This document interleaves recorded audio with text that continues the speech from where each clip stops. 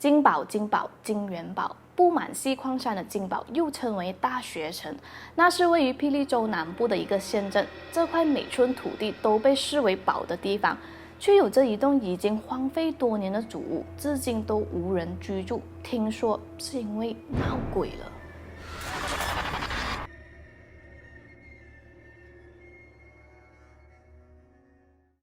Hello， 大家好，我是美貌与智慧并重的小南。位于金宝的这栋楼房早已经破烂不堪，本身分为3层，门口前方有一棵阴暗的大树，阻挡了朝气的阳光，使得这间主屋显得格外阴森。陈旧的墙壁、油漆都已经逐渐脱落，青苔取而代之，偶尔还会有一大堆蛇虫鼠蚁出没，让这个主屋看起来显得格外阴气沉沉。据说曾经有人在主屋前看见披头散发的白衣女鬼徘徊，还不时向路人招手。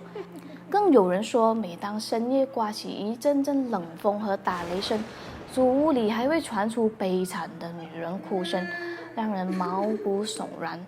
因此，每到傍晚时分，夕阳西下，路经此处的居民都会加快步伐，因为他们生怕一个不小心就会惹祸上身。据悉，由于这间残旧的主屋面向东边，因为被大树遮挡的缘故，阳光都照不进去。久而久之，就有了不少来自另一个世界的朋友逗留在这里。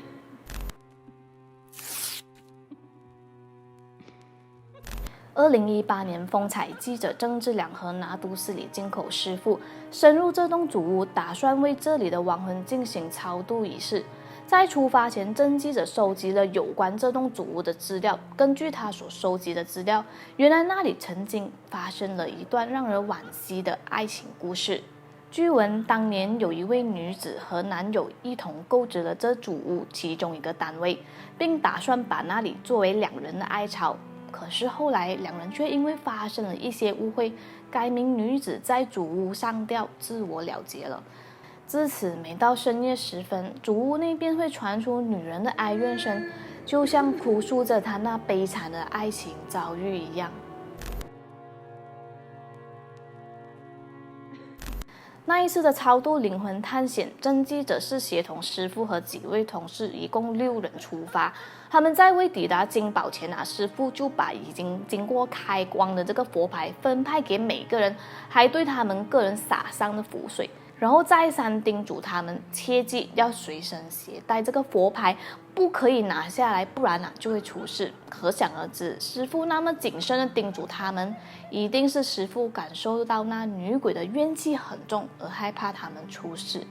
当他们抵达时，原本平静安逸的大马路突然掀起阵阵悲凉的大风，腿总是感觉凉凉的。附近村民告诉他们，这间屋子没有什么人敢进去，因为那个女鬼很凶，除了半夜会哭泣，平时还会乱砸东西。他们没想那么多，就走了进去。过了不久，他们走着走着，走到了第一个入口，房子中间矗立着很多柱子，挡住了想通过的人，像是一个千刀万剐的这个煞气走廊，让人感到非常不适，想要呕吐的感觉。师傅则告诉他们，刚才下车的时候，其实就已经看见楼梯口有一位老伯的灵体，用凶神恶煞的眼神看着他们，仿佛不欢迎他们的到来。师傅告诉他们不要乱说话，即使是心里想一想也不可以。随后他们在主屋前面看到有2坨泥土堆，就像2个没有立碑的坟头，这2个坟头对正着大门，形成了双煞，让这间主屋充满着煞气。从楼梯口走上去时，师傅重复叮嘱主人们不要擅自离队和乱碰主屋里的东西，以免招惹到他。他们接着再往上走去，一步接着一步，邋遢的地上布满着恶臭的动物粪便，还有女人破旧的衣物。突然，一群蝙蝠飞过，伴随着悲鸣声，吓得记者和友人几乎尿裤子，手电筒也掉在了地上。此时，师傅透露，这里曾经有一个女人因为家庭纠纷而在房间内自我了结。于是他充满怨恨，一直到现在都不肯离去，劝他们要小心。接着，师傅拿着带来的佛像，对着屋内一边走一边念起了经文。走着走着，刚走到这个2楼啊，他们看见地上布满冥钱，一张随着一张争夺。记者心里总是感受着一股不祥的预感，就好像被某人盯着看的感觉。此外呢，他们还闻到一股奇怪的味道，好像是腐烂的恶臭味，加上几天没洗澡的这个体臭味，让人简直无法呼吸。突然间，师傅喊停了大家，并说道：“我们还是下去吧，不可以再往上走了。”这句话吓得众人惊慌失色，6个人只好慢慢的转过头，往这个反方向走下楼梯。由于到处都是极臭的味道，大家都忍着大口喘气，慢慢的走出那栋主屋。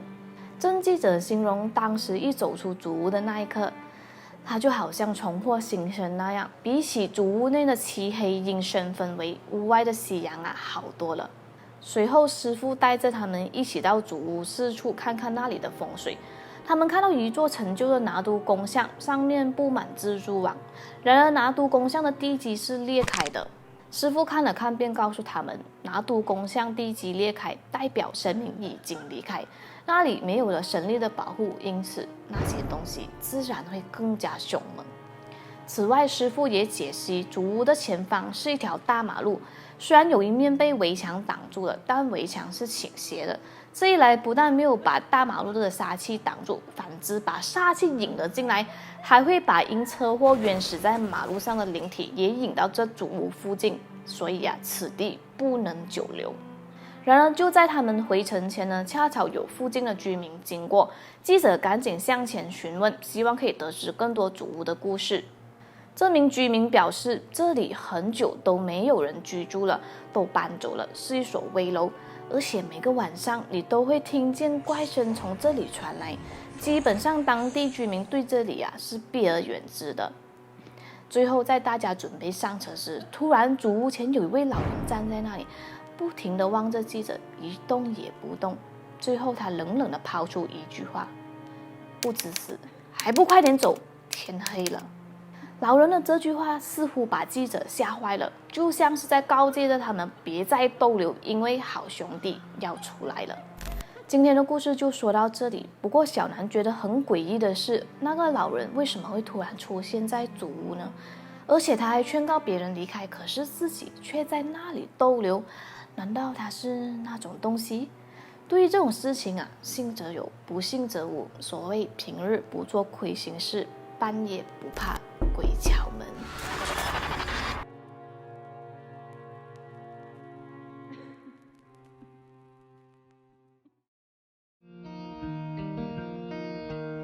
Hello， 大家好，我是小南。牛年新春到来，在这里给各位观众朋友拜一个年，祝你牛年大吉，喜气洋，牛头羊羊好运来，牛眼圆圆看祥瑞，牛须翘翘钱满园，牛身摆摆夜登高，牛尾少少体健安，牛身正正金欢圆。最后祝愿你新的一年牛年多财气，旺牛载运福满天，新年快乐，恭喜发财，发啦！